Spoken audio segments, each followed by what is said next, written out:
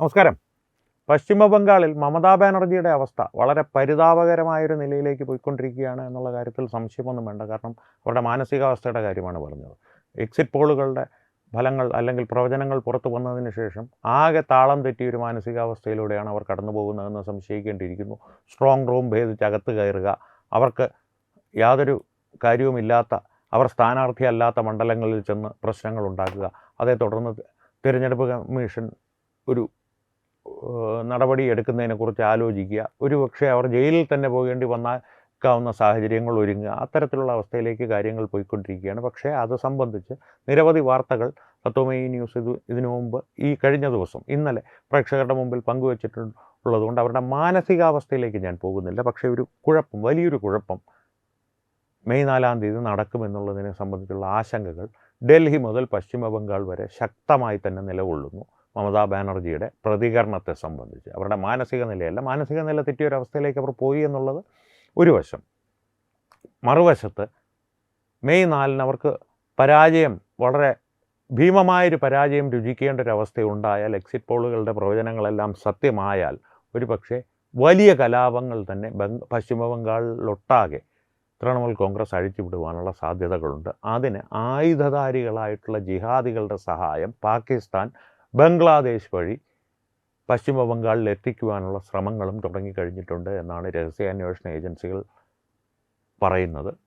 അതുകൊണ്ട് തന്നെ ഒരു അതിർത്തി പ്രദേശങ്ങളിൽ വലിയ ജാഗ്രത പുലർത്തപ്പെടുന്നുണ്ട്. പശ്ചിമ ബംഗാൾ ഒട്ടാകെ ഏതാണ്ട് 1,00,000 അർദ്ധസൈനികരെ കൂടി വിന്യസിക്കുവാനാണ് കേന്ദ്ര ആഭ്യന്തര മന്ത്രാലയത്തിൻ്റെ തീരുമാനം. അടിസ്ഥാനപരമായി തൃണമൂൽ കോൺഗ്രസ്സുകാർ ഈ ജിഹാദികളുടെ സഹായത്തോടു കൂടി തെരുവിലിറങ്ങിയാൽ തുലച്ചു കളയുമെന്നാണ് ചീഫ് ഇലക്ഷൻ കമ്മീഷണർ ജ്ഞാനേഷ് കുമാറും ഇപ്പോൾ അവിടുത്തെ ബംഗാളിൻ്റെ സുരക്ഷയുടെ ചുമതല വഹിക്കുന്ന അജയ് പാൽ ശർമ്മ എന്നുള്ള UP IPS സിംഗവും പറയുന്നത്.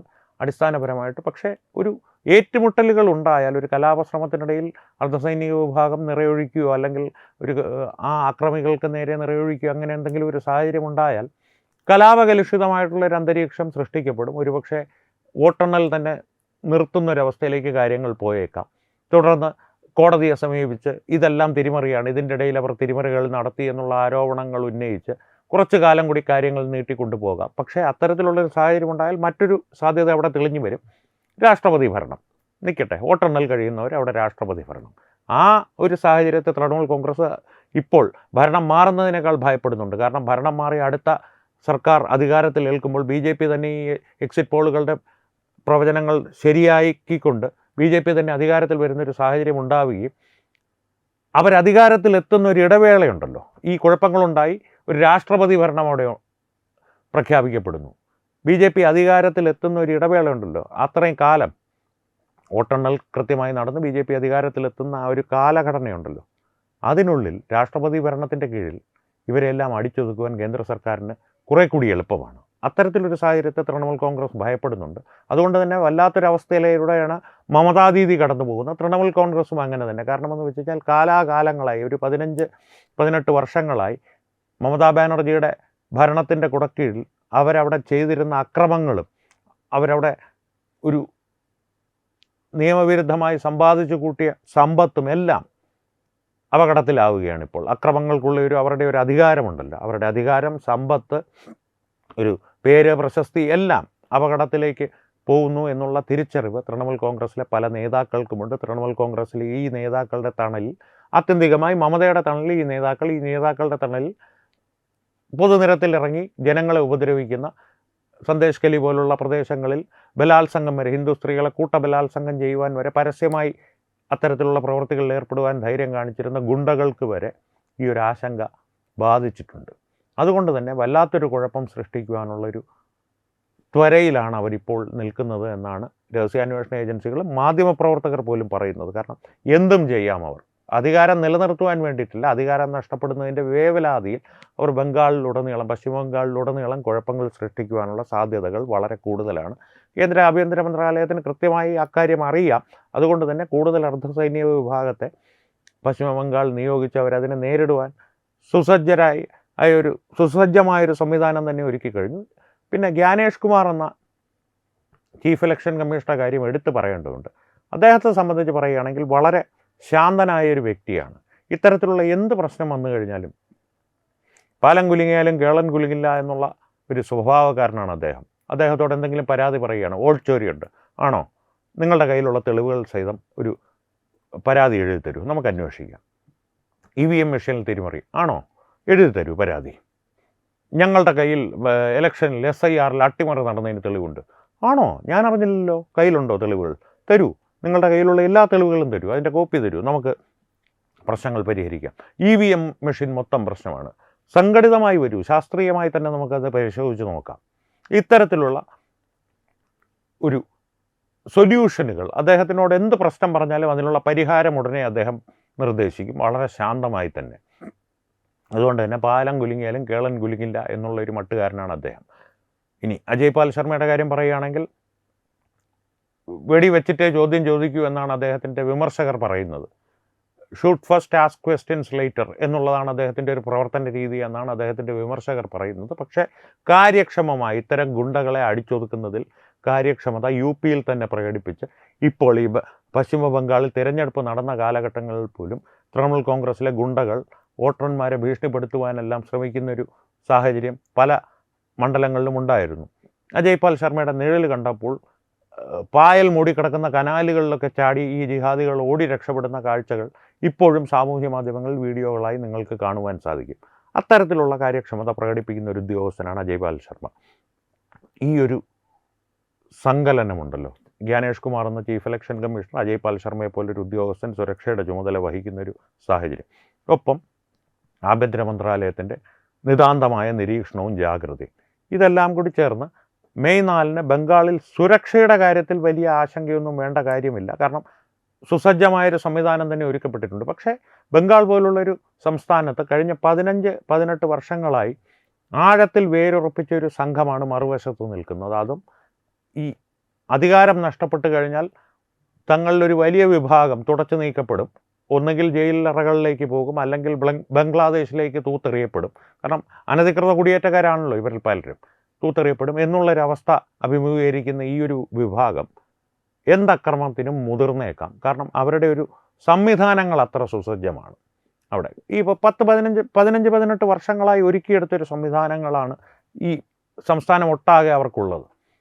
അവ എങ്ങനെയൊക്കെ ഉപയോഗിക്കാമെന്നുള്ള ചിന്തയിലാണ് അവരിപ്പോൾ എന്നുള്ളതാണ് അറിയുവാൻ കഴിയുന്നത്. പക്ഷേ മമതാ ബാനർജിയെ പോലുള്ളൊരു വ്യക്തി അവരുടെ മാനസിക നില ഏതെങ്കിലും ഒരു നിമിഷത്തിൽ പഴയതുപോലെ പഴയ രാഷ്ട്രീയ കുശലതയിലേക്ക് തിരികെ എത്തുകയാണെങ്കിൽ ഇത്തരത്തിലുള്ള അക്രമങ്ങൾക്ക് അവർ പ്രോത്സാഹനം നൽകില്ല. കാരണം ഇനി മുന്നോട്ട് അവർക്ക് പോകണമെങ്കിൽ, ഈ എക്സിറ്റ് പോളുകളുടെ പ്രവചനങ്ങളെല്ലാം സത്യമാകുന്നൊരവസ്ഥയിൽ അവർക്ക് മുന്നോട്ട് പോകണമെങ്കിൽ ഇന്ത്യ മുന്നണിയിൽ തുടർന്നിട്ട് കാര്യമില്ല. ഏതെങ്കിലും ഒരു തരത്തിൽ BJPയുമായിട്ടൊരു സമവായം ഉണ്ടാക്കി ഡൽഹിയിൽ ഒരു ശാന്തമായ ജീവിതം മുന്നോട്ട് നയിക്കുക, അഭിഷേക് ബാനർജി എവിടെയെങ്കിലും കൊണ്ടെത്തിക്കുക എന്നുള്ളൊരു ആഗ്രഹം. അവരുടെ അനന്തരവനാണ് ഈ അഭിഷേക് ബാനർജി, തൃണമൂൽ കോൺഗ്രസിൻ്റെ അനന്തരാവകാശി, യുവരാജാവ്. അയാളെ എവിടെയെങ്കിലും എത്തിക്കുക എന്നുള്ളൊരു രാഷ്ട്രീയ നീക്കം നടത്തണം എന്നുള്ളതാണ് അവരുടെ മുമ്പിലുള്ള ഏക മാർഗം. ഈ BJP ഇത്രയും വൻ ഭൂരിപക്ഷത്തോടെ ബംഗാളിൽ അധികാരത്തിലെത്തി ഇവരെ അധികാരത്തിൽ നിന്ന് നിഷ്കാസനം ചെയ്താൽ, അത്തരത്തിലൊരു സാഹചര്യം ഉരുവായാൽ അവരുടെ മുമ്പിലുള്ള ഏക മാർഗം അതാണ്. അത്തരത്തിലുള്ളൊരു സമവായം അല്ലെങ്കിൽ ഒരു വിലപേശൽ BJPയുമായിട്ട് നടത്തണമെങ്കിൽ മെയ് 4 അക്രമം, പശ്ചിമ ബംഗാൾ ഒട്ടാകെ ഒരു അക്രമമോ കലാപങ്ങളോ അഴിച്ചു വിട്ട് കഴിഞ്ഞാൽ BJP അതിന് തയ്യാറാകില്ല. അതും അറിയേണ്ടതാണ്. കാരണം മമതാ ബാനർജി ബുദ്ധിയില്ലാത്തൊരു സ്ത്രീയല്ല, വളരെ തന്ത്രപരമായി രാഷ്ട്രീയം കളിച്ച് ബംഗാളിൻ്റെ അധികാരം പിടിച്ചടക്കിയ ഒരു വ്യക്തിയാണ്. കോൺഗ്രസിൽ നിന്ന് ഉയർന്നു വന്ന് കൃത്യമായി സഹതാപം എങ്ങനെ പിടിച്ചു പറ്റണം, ബെൽറ്റ് കൊണ്ടുള്ള അടി, കോൺഗ്രസ്സുകാരുടെ നിരത്തിൽ കിടന്ന് ലെതർ ബെൽറ്റിനുള്ള അടി വാങ്ങി ആ അടി വാങ്ങുന്നതിൻ്റെ ചിത്രങ്ങൾ എടുത്ത് മാധ്യമങ്ങളിൽ പ്രചരിപ്പിച്ച് ബംഗാളികളുടെ സഹതാപം പിടിച്ചു പറ്റി അധികാരത്തിലെത്തിയ വ്യക്തിയാണ് മമതാ ബാനർജി. കഴിഞ്ഞ തിരഞ്ഞെടുപ്പിൽ കാലൊടിഞ്ഞു എന്നുള്ളൊരു നാടകം കളിച്ചതുപോലും ഈ ബെൽറ്റിൻ്റെ അടിയുടെ ഗുണം അവർക്കറിയാവുന്നത് കൊണ്ടാണ്. ബെൽറ്റിന് അടി വാങ്ങിയ ചിത്രങ്ങൾ പ്രചരിപ്പിച്ചതുകൊണ്ട് അന്ന് പത്രങ്ങൾ മാത്രം ഉണ്ടായിരുന്ന കാലത്താണ്, ദൂരദർശൻ മാത്രമേ ഉള്ളൂ ചാനൽ, പ്രധാന ചാനൽ. അന്ന് പ്രചരിപ്പിച്ചിട്ട് പോലും അവർക്ക് സഹതാപ തരംഗമുണ്ടായി. അപ്പോൾ സാമൂഹ്യ മാധ്യമങ്ങളിൽ നിറഞ്ഞ ഇക്കാലത്ത് കാലൊടിഞ്ഞു, BJPക്കാരെന്നെ തള്ളിയിട്ട് കാലൊടിച്ചു എന്നൊരു പ്രചരണം നടത്തിയാൽ കുറേ ഭാഗത്തെങ്കിലും ഒരു സഹതാപം ലഭിക്കുമെന്നുള്ള തിരിച്ചറിവുള്ള ഒരു വ്യക്തിയാണ് അവർ. അതുകൊണ്ട് തന്നെ ഇനി അവർ ഇറക്കുവാൻ പോകുന്നത്, ഇനി വോട്ടർമാരോട് സമ്മതിദായകരോട് സഹതാപ തരംഗം അല്ലെങ്കിൽ അവർക്കിടയിൽ ഒരു സഹതാപ തരംഗം ഉണ്ടാക്കുവാൻ ശ്രമിച്ചിട്ട് കാര്യമില്ല. ഇനി സഹതാപ തരംഗം അവർക്ക് വേണ്ടത് BJPയുടെ ഭാഗത്തു നിന്നാണ്. ഞാൻ വീണ്ടും പറയുന്നു, BJP ഭൂരിപക്ഷത്തോടെ, വൻ ഭൂരിപക്ഷത്തോടെ ബംഗാളിൽ അധികാരത്തിലെത്തുന്ന ഒരു സാഹചര്യത്തിൽ അവർക്ക് സഹതാപം വേണ്ടത് BJPയുടെ ഭാഗത്തു നിന്നാണ്. ആ സഹതാപത്തിന് എന്തെങ്കിലും ഒരു ശ്രമം അവർക്ക് നടത്തണമെങ്കിൽ ഇത്തരത്തിലുള്ള കലാപങ്ങൾ അഴിച്ചുവിട്ട് കഴിഞ്ഞാൽ BJP അതിന് ഒരുങ്ങില്ല. പ്രത്യേകിച്ച് സുവേന്ദു അധികാരിയെ പോലുള്ള ഒരാൾ. ഒരു ബദ്ധശത്രുത തന്നെ അവർക്കിടയിൽ ഇപ്പോൾ തന്നെ നിലനിൽക്കുന്നുണ്ട്. അത് കൂടുതൽ വഷളാകുന്നൊരു സാഹചര്യമുണ്ടായാൽ, പ്രത്യേകിച്ച് അവിടുത്തെ ഹൈന്ദവ സമൂഹത്തിന് നേരെ ഒരു ആക്രമണം ഉണ്ടായാൽ BJP ആഗ്രഹിച്ചാൽ പോലും പിന്നെ മമതയുമായിട്ടൊരു സഖ്യത്തിന് ഒരു സാധ്യതയും ഉണ്ടാകില്ല. ഇപ്പോൾ തന്നെ അത്തരത്തിലൊരു സഖ്യത്തിന് BJP മുതിർന്നാൽ കേൾക്കേണ്ടി വരുന്ന വിമർശനങ്ങൾ വളരെ വലുതായിരിക്കും. അതുകൊണ്ട് തന്നെ BJPയുടെ ഭാഗത്തു നിന്ന് ഒരുപാട് ആലോചനകൾ ഇത് സംബന്ധിച്ചുണ്ടാകും. അത് മമതയും തിരിച്ചറിയേണ്ടതാണ്. ഇനി ആ ആലോചനകളുടെ കൂട്ടത്തിൽ പുതിയ കാര്യങ്ങൾ കൂടി, ഇതും കൂടി ആലോചിച്ചിട്ട് തീരുമാനിക്കാൻ സാധിക്കൂ എന്നുള്ള തരത്തിൽ പുതിയ കാര്യങ്ങൾ കൂടി ഉണ്ടാക്കി നൽകുവാൻ അവർ മുതിരുമോ ഇല്ലയോ എന്നുള്ളത് മെയ് 4-ന് കാത്തിരുന്ന് കാണാം. പക്ഷേ പാകിസ്ഥാനിലും ബംഗ്ലാദേശിലും ഉൾപ്പെടെ നിരവധി ജിഹാദികൾ സായുധരായി തന്നെ മമതാ ദീദിക്ക് വേണ്ടി പശ്ചിമ ബംഗാളിൽ കുഴപ്പങ്ങൾ സൃഷ്ടിക്കുവാൻ ഒരുങ്ങി നിൽക്കുന്നു എന്നാണ് രഹസ്യാന്വേഷണ ഏജൻസികൾ പുറത്തുവിടുന്ന വിവരങ്ങൾ. അതുകൊണ്ട് തന്നെ പശ്ചിമ ബംഗാൾ ഒട്ടാകെ നിതാന്ത ജാഗ്രതയിലാണ്.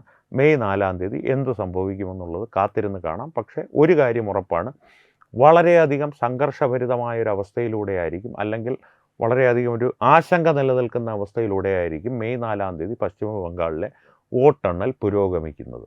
ആ ആശങ്കയും സംഘർഷവും എല്ലാം കൂടി പൊട്ടിത്തെറിച്ച് കലാപങ്ങളായി പടരുമോ എന്നുള്ളത് മാത്രമാണ് ഇനി അറിയേണ്ടത്. കേന്ദ്രസേന എന്തായാലും സജ്ജമാണ്. കേന്ദ്ര ആഭ്യന്തര മന്ത്രാലയം സന്നദ്ധമാണ്, സുസജ്ജമാണ്.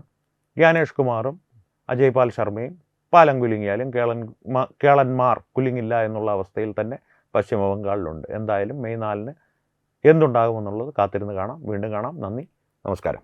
വിട്ടുവീഴ്ചയില്ലാത്ത നിലപാടുകളുമായി ദേശീയതയുടെയും സമാജത്തിൻ്റെയും ശാക്തീകരണത്തിനു വേണ്ടി തത്വമയിയുടെ ജൈത്രയാത്ര തുടരുകയാണ്. യൂട്യൂബിൽ മാത്രം തത്വമയിക്ക് 10 ലക്ഷം സബ്സ്ക്രൈബേഴ്സിലേക്ക് എത്താൻ ഏതാനും ചുവടുകൾ മാത്രമാണ് ബാക്കി. മറ്റ് സോഷ്യൽ മീഡിയ പ്ലാറ്റ്ഫോമുകളിലും തത്വമയിയുടെ നിറസാന്നിധ്യം തുടരുകയാണ്. ഈ അവസരത്തിൽ ഞങ്ങൾക്ക് നിങ്ങളോടുള്ള അഭ്യർത്ഥന ഞങ്ങളോടൊപ്പം നിൽക്കുക എന്നുള്ളതാണ്.